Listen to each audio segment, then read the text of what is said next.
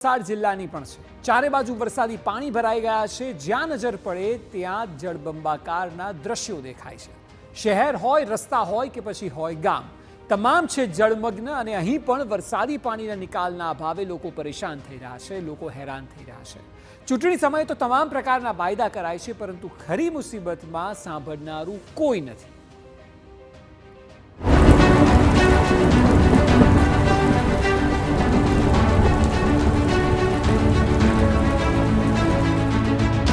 વરસાદે વલસાડના હાલ કર્યા બેહાલ।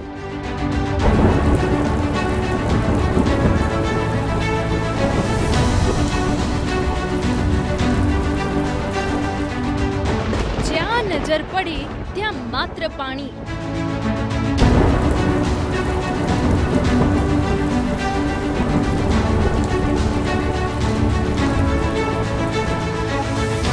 મકાનોની અંદર ફરી વળ્યા છે પાણી।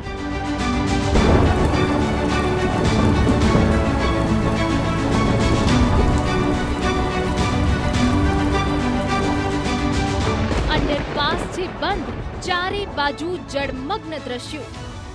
જુઓ વલસાડની સ્થિતિ, ચારે બાજુ છે માત્ર પાણી। દક્ષિણ ગુજરાતમાં હવામાન વિભાગનું એલર્ટ હતું અને ચોમાસાનો માહોલ પણ જામ્યો છે, પરંતુ તંત્ર ઊંઘમાં હતું। જો ન હોત તો વલસાડમાં ચારે બાજુ જળબંબાકાર ન થયું હોત।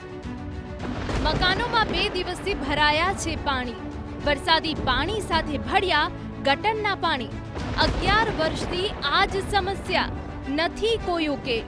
દ્રશ્યો જોઈને જ થાય કે આવી સ્થિતિમાં રહેવાય કેવી રીતે, પરંતુ અહીંના લોકો રહે છે અને તે પણ છેલ્લા 11 વર્ષથી આ પરિસ્થિતિનો સામનો કરીને રહે છે। આ છે મિશન કોલોનીની પાછળ આવેલા બેઠલ બોયઝ હોસ્ટેલની પાછળનો વિસ્તાર।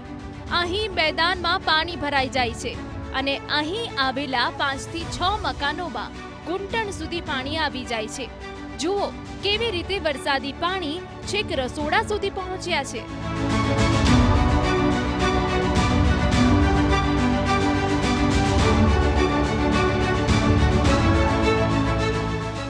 આપણે જે ઘરની ને અંદરના જે કિચન જે છે, કિચનમાં જે રીતે આપ દ્રશ્યોમાં જોઈ શકો છો કે કઈ રીતના પાણી ભરાયા છે। લોકો અહીં 5 જેટલા ઘરો હોવા છતાં અહીં કોઈ અત્યાર સુધી કોઈ તંત્ર દ્વારા કોઈ પણ 3 દિવસથી મદદ નહીં કરાતા તેઓ મુશ્કેલીમાં મુકાયા છે। કલેક્ટર કચેરી હોય કે પછી નગરપાલિકા કચેરી હોય કે પછી અન્ય અધિકારીઓની કચેરી વારંવાર રજૂઆત કરવા છતાં પણ આજ દિન સુધી કોઈ ઉકેલ ન આવતા અહીંના સ્થાનિકો મુશ્કેલીમાં મુકાયા છે। દર વર્ષે આ જ સમસ્યા છે અને દર ચોમાસે લોકો ત્રાહીમાં પોકારી ઉઠે છે। આ સમસ્યા 2013 થી જેમની તેમ છે। અનેક રજૂઆતો કરી, પરંતુ હાલાકીનો ઉકેલ કોઈ શોધી શક્યું નથી। શું 5 જ મકાનો હોય તો સમસ્યાનો ઉકેલ ન આવે? સતત રજૂઆતો કરાઈ છે કે પાણીના નિકાલ માટે નાળાઓ નાખવામાં આવે, ગટર બનાવવાની પણ માંગ કરાઈ છે, પરંતુ સ્થાનિકોનું સાંભળનારું કોઈ નથી।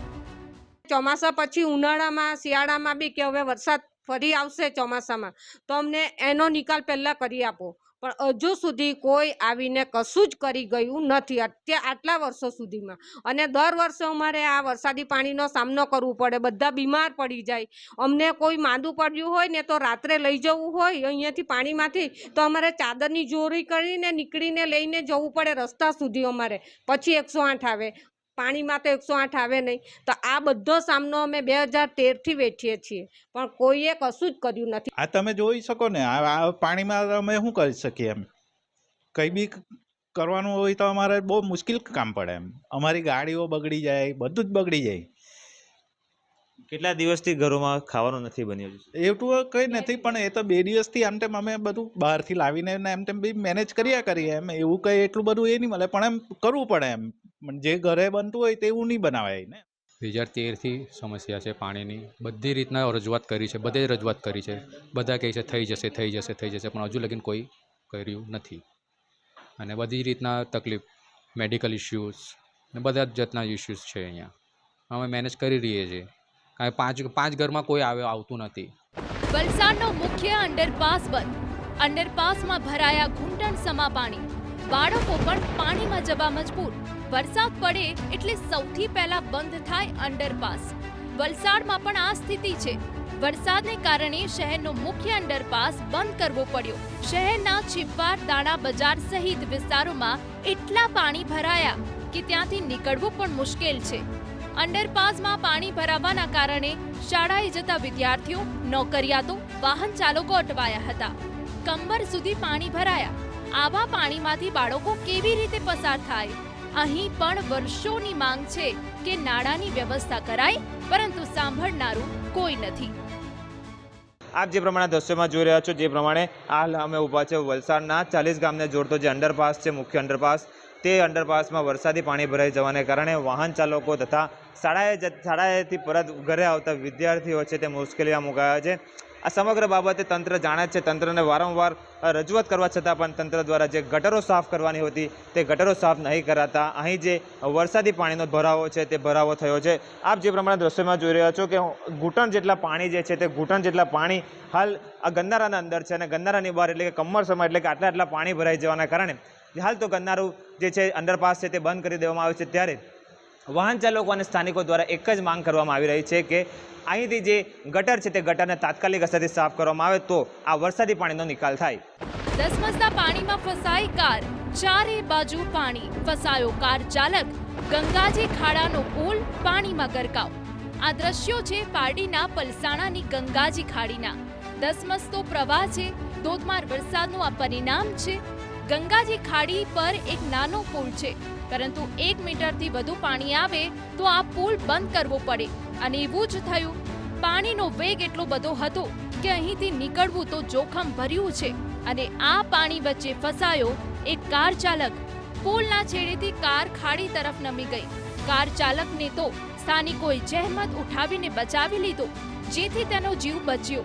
જો કે કારને કાઢવા મશીનની મદદ લેવી પડી.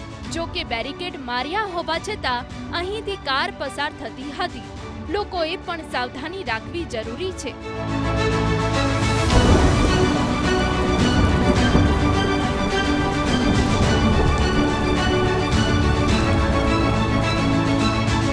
માર્ગો થયા જળબંબાકાર.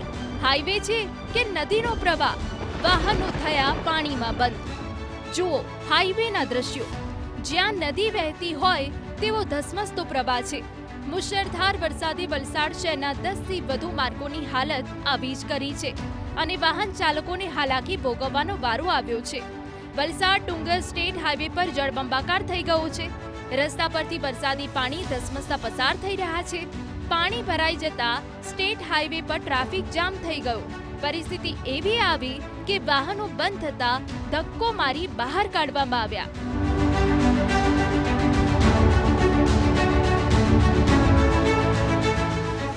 વલસાડ જિલ્લામાં પડેલા ભારે વરસાદને કારણે કાપરી ફાટક પાસે આવેલો જે સ્ટેટ હાઈવે છે તેમાં વરસાદી પાણી ભરાઈ જવાના કારણે વાહન ચાલકો મુશ્કેલીમાં મુકાયા છે. મુસળધાર પડેલા વરસાદને કારણે અહીં જે વાહન ચાલકો છે તે લોકો વાહન ચાલકો મુશ્કેલીમાં મુકાયા. જે પ્રમાણે વાહનોમાં પાણી ભરાઈ જવાને કારણે વાહનો બંધ થઈ ગયાની પણ નોબત આવી છે. તો સાથે સાથે વાહનોની પણ લાંબી કતારો લાગી છે. વલસાડ શહેરમાં આવવા માટે મુખ્ય એક જ રસ્તો છે જેના કારણે વાહનો અહીંથી પસાર થતા હોય છે, પરંતુ સ્ટેટ હાઈવે પર પાણી ભરાઈ જવાના કારણે વાહન ચાલકો તકલીફમાં મુકાયા છે. સાથે સાથે વાત કરવામાં આવે તો ઓવરટેપિંગના કારણે વલસાડ જિલ્લાના કુલ 11 જેટલા રસ્તાઓ બંધ કરવામાં આવે છે. ત્યારે તંત્રના દ્વારા અહીંથી વહેલી તકે પાણીનો નિકાલ કરવામાં આવે તે જરૂરી બન્યું છે. વરસાદની તોફાની બેટિંગ, રસ્તાઓ પર પાણી ભરાયા.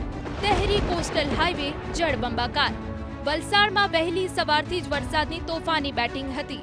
જિલ્લાભરમાં મુશળધાર વરસાદ તૂટી પડ્યો. ઉમરગામમાં દહેરી કોસ્ટલ હાઈવે ધોધમાર વરસાદ બાદ પાણી થયો અને એવો તો પાણી ભરાયા કે હાઈવે પર પસાર કરવું વાહન ચાલકો માટે મુશ્કેલ બન્યું. વાહનોના ટાયર ડૂબી જાય એટલું પાણી હાઈવે પર આવી ગયું. હાઈવે પર પણ વરસાદી પાણીના નિકાલની યોગ્ય વ્યવસ્થા નથી. પાણીનો નિકાલ નહીં થતા લોકોને મહા મુસીબતે આ પાણીમાંથી જ પસાર થવું પડ્યું. હાઈવે જેવી સ્થિતિ ખેતરોની પણ છે. ભારે વરસાદથી ડેમમાં નવા નીર. મધુબન ડેમના દરવાજા ખોલાયા. નીચાણવાળા વિસ્તારો એલર્ટ પર. ધોધમાર વરસાદથી જળાશયો ભરપૂર થાય છે અને વલસાડના આ વરસાદે જિલ્લાના મધુબન ડેમમાં પાણીની આવક વધારી. મધુબન ડેમના 4 દરવાજા ખોલવાની ફરજ પડી.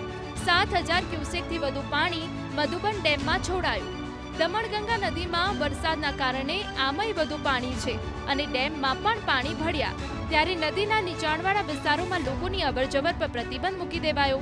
નીચાણવાળા વિસ્તારોને એલર્ટ કરી દેવાયા, તો માછીમારોને પણ સૂચના અપાઈ ગઈ કે માછીમારી કરવી નહીં.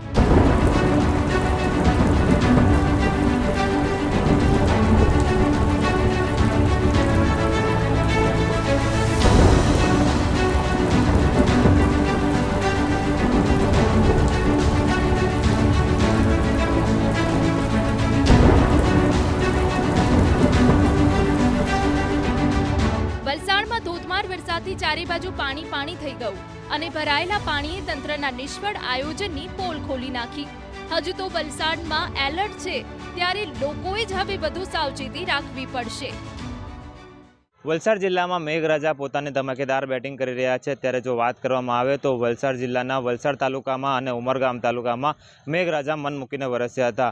વલસાડના કેટલાક નીચાણવાળા વિસ્તારોમાં વરસાદી પાણી ભરાયા હતા, તો સાથે સાથે 5 જેટલા ઘરોમાં વરસાદી પાણી ભરાઈ જવાને કારણે તેઓ મુશ્કેલીમાં મુકાયા હતા. સાથે સાથે જો વાત કરવામાં આવે તો ઉમરગામમાં કોસ્ટલ હાઈવે ઉપર વરસાદી પાણી ભરાઈ જવાને કારણે વાહન ચાલકો અટવાયા હતા. તો આ બાજુ વલસાડ તરફ નેશનલ હાઈવે નંબર 48 ઉપર વરસાદી પાણી ભરાઈ જવાને કારણે વાહન ચાલકો ત્યાં મુશ્કેલીમાં મુકાયા હતા. સાથે વાત કરવામાં આવે તો વલસાડના અડીને આવેલા જે મધુબન ડેમ છે, તેમાં મધુબન ડેમમાં પાણીની આવક થતાં મધુબન ડેમમાંથી 0.5 મીટરે 4 જેટલા દરવાજા ખોલવામાં આવ્યા હતા. અક્ષય કદમ, TV9, વલસાડ.